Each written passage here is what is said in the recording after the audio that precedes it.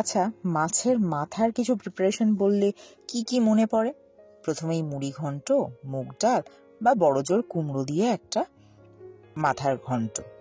কিন্তু আজকে যদি বলি এইসবের বাইরে মাথা দিয়ে একটা দারুণ স্বাদের রেসিপি আপনাদের সাথে শেয়ার করব, অবিশ্বাস করলেন? নিশ্চয়ই নয়। এনিওয়ে, নমস্কার বন্ধুরা, পিঙ্কি রাহারের দরবারের আর একটি নতুন পর্বে আপনাদের সকলকে স্বাগত জানিয়ে শুরু করি কাতলা মাছের মাথা দিয়ে একটা দারুণ স্বাদের রেসিপি। এর জন্য অবশ্যই লাগবে মাছের মাথা, সেটা কাতলা মাছ হতে পারে, রুই মাছ হতে পারে।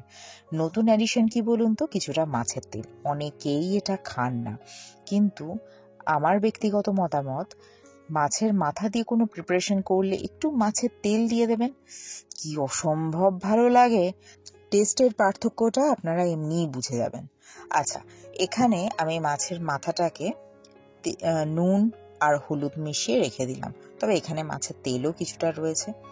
আর এই কড়াইয়ের মধ্যে দিয়ে দেবো অল্প কিছুটা তেল। এখন ভাববেন এইটুকু তেলের মধ্যে মাছের মাথা ফ্রাই? আরে টুইস্ট তো এখানেই। এই যে তেলটা অ্যাড করব, এই তেল থেকে এত পরিমাণ তেল বেরোবে, আর নতুন করে তেল দেওয়ার দরকারই নেই। আলাদা করে তেল না দিলেও এই তেলেই লোকজন এত গুণকীর্তন করবে এই প্রিপারেশনটা খেয়ে, সেটা আপনারা রান্না করার পরেই বুঝতে পারবেন। মাছের মাথাগুলোকে বরং একটু লাল লাল করে ভেজে নিই। দেখুন তো সেই তেল আর এই তেল চেনা যাচ্ছে কিনা?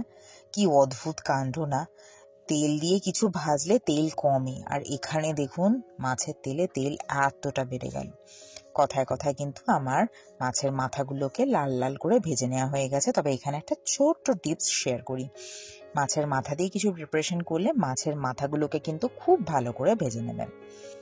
এবারে ওই তেলের মধ্যে আমি দুটো মিডিয়াম সাইজের আলু, একটু মিডিয়ামের থেকে একটু বড় সাইজের আলু আমি যেরমটা দেখছেন এইভাবে কেটে নিয়ে একটু লাল লাল করে ভেজে নেব। যেহেতু ডুবো তেলে ভাজা তো খুব বেশি সময় লাগে না, আর আমি ফ্লেমটাকে একটু বাড়িয়ে রেখেছিলাম।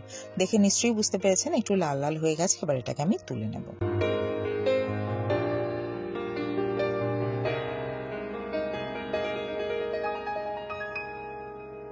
চলুন, আলু তোলাও শেষ। এরপরে তরকারির আলু ভেজে তোলাও শেষ। এরপরে আমি কড়াইতে দিয়ে দিলাম ফোড়নের জন্য তেজপাতা আর 1 চা চামচের মতো জিরে। ফোড়ন থেকে যখন একটা সুন্দর গন্ধ আসবে, তখনই দিয়ে দেবো আমি একটা মিডিয়াম সাইজের পেঁয়াজ, যেটাকে যতটা চপড করে কাটা যায় ততটাই চপ করে, হ্যাঁ এর থেকেও বেশি চপড হয়, বাট আমি একটু চপ করেই কেটে নিয়েছি।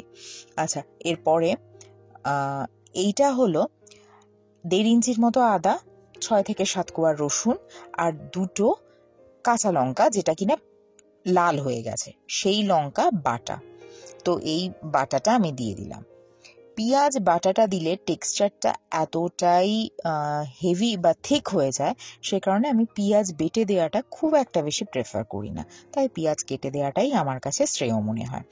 তাই আমি এখানে এই বাটা মশলাটা দিয়ে আমি একটু ভালো করে নাড়াচাড়া করে এবার দিয়ে দেবো কিছু গুঁড়ো মশলা। যেমন ধরুন, এখানে রয়েছে নুন, 1 চা চামচের মতো হলুদ গুঁড়ো, 1.5 চা চামচের মতো জিরে গুঁড়ো এবং 1.5 চা চামচের মতো ধনে গুঁড়ো দিয়ে এবারে ভালো করে নাড়াচাড়া করব। প্রয়োজনে একটু জল দিয়ে দেবো। ওই মিক্সি তো রয়েছেই, মিক্সি ধোয়া জল, সেখান থেকে একটুখানি জল আমি দিয়ে দেবো, যাতে মশলাটা পুড়ে না যায়।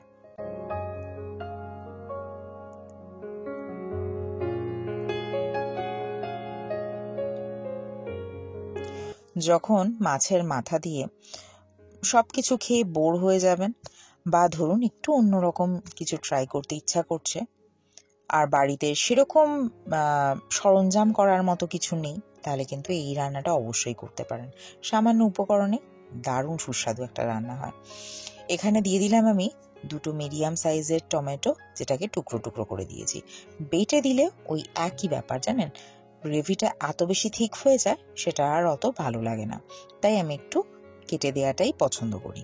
দিয়ে দিলাম আমি 2টো টমেটো। যেহেতু আমি 2টা ব্যবহার করব না, আর 2 ব্যবহার করার দরকার নেই, সেই জন্যই 2টো টমেটো। মশলাটা একটু কষানো হয়ে গেছে, তারপরে দেখুন তেলও ছাড়তে শুরু করে দিয়েছে। এরপরেই দিয়ে দেবো আমি আগে থেকে যে মাথাটা ভেজে রেখেছিলাম, খুব ভালো করে ভেজে রেখেছিলাম, সেই মাথাটা দিয়ে এবার মশলার সাথে মাছের মাথাটাকে ভালো করে রান্না করে নেব বা কষিয়ে নেব। আর ওই মাঝে মাঝে একটু জল দিয়ে দেবো, মাঝে মাঝে না, যখন প্রয়োজন হবে। আর একটু পরে টমেটোটা গলে আসলে তখন দেখবেন আর খুব একটা মানে কষানোর জন্য খুব একটা জলের প্রয়োজন হবে না, কিন্তু যতক্ষণ টমেটো না গলছে ততক্ষণ তো একটু জল দিতেই হবে। তো মশলাটা একটু কষাতে থাকবো, তার জন্য একটু ঢাকা দিয়ে দিলাম। ফ্লেমটাকে একটু কম করে রাখি। মিনিট 3 পর দেখি এটার অবস্থা। দেখুন তেল কিন্তু অনেকটা ছেড়ে এসেছে এবং বেশ কিছুটা রিচ কালার চলে এসেছে।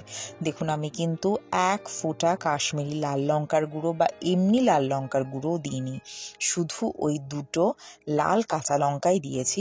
আর এই টমেটোটা তো এখনো খুব ভালো করে গলেনি, তার আগেই দেখুন কি সুন্দর একটা কালার এসেছে। মাছের মাথাগুলোকে যতটা সম্ভব পারলাম ভেঙে দিলাম, ভেঙে দিয়ে পরে নাড়াচাড়া করব। এর ফলে কি হবে বলুন তো, মাছের মাথার ভিতরে মশলাগুলো খুব ভালো করে কষে যাবে।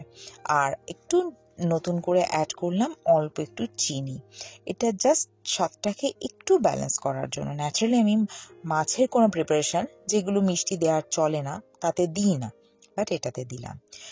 কষানো অলমোস্ট প্রায় শেষের দিকে, তখন দিয়ে দিলাম আগে থেকে ভেজে রাখা আলুটা। বলে রাখি আলুটা কিন্তু বেশ কিছুটা সেদ্ধই হয়ে গেছিল, না হলেও 40 ভাগ তো হয়েই গিয়েছিল, তো সেই কারণে আলুটা বুঝেই দিলাম। এরপরে আলুটার সাথে মশলাগুলোকে আবার একটু ভালো করে কষিয়ে নেব। এটা বরং কষুক, আমি একটু ঢাকা দিয়ে দিই। মিনিট 4 পর ঢাকনাটা খুলে দেখুন অবস্থাটা কি আর অবস্থা, দারুণ একটা কালার, অনেকটা বেশি তেল ছেড়ে দিয়েছে আর রান্না অনেকটা এগিয়ে গেছে। এরপরে ভালো করে সমস্ত কিছু নাড়াচাড়া করে নিয়ে, মানে এই টমেটোগুলো একটু গালিয়ে দিচ্ছি আর কি, মানে একটু খুন্তি দিয়ে গালিয়ে দিচ্ছি, দিয়ে এবারে একটু নাড়াচাড়া করে নিয়ে এর মধ্যে দিয়ে দেবো কিছুটা জল।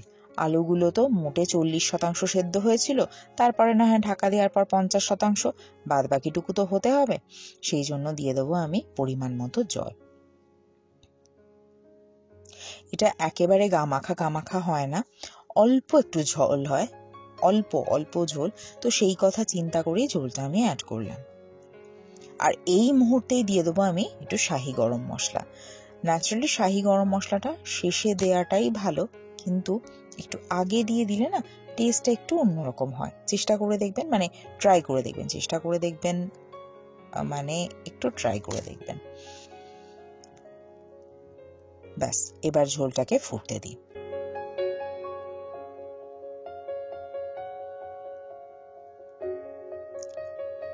আবারও মিনিট 3-4 অপেক্ষা, তারপরে দেখুন কি সুন্দর একটা কালার এসেছে। দাঁড়ান একটু অন্য অ্যাঙ্গেলে দেখাই। আরও একটা কাজের কথা সেরে নিই। যদি আজকের রান্নাটা আপনাদের ভালো লেগে থাকে তাহলে কিন্তু একটা লাইক করতে ভুলবেন না প্লিজ। আর প্লিজ আমার চ্যানেলটিকে সাবস্ক্রাইব করুন এবং পাশে থাকা বেল আইকনে ক্লিক করুন, যাতে নোটিফিকেশনটা সবার আগে আপনার কাছে পৌঁছায়। আর যদি ফেসবুক থেকে দেখেন তাহলে একটা ফলো করে দেবেন। তাহলে আজকের মতো আসি, অন্য কোনো দিন অন্য কোনো রান্নার সাথে আবার দেখা হবে। ভালো থাকবেন।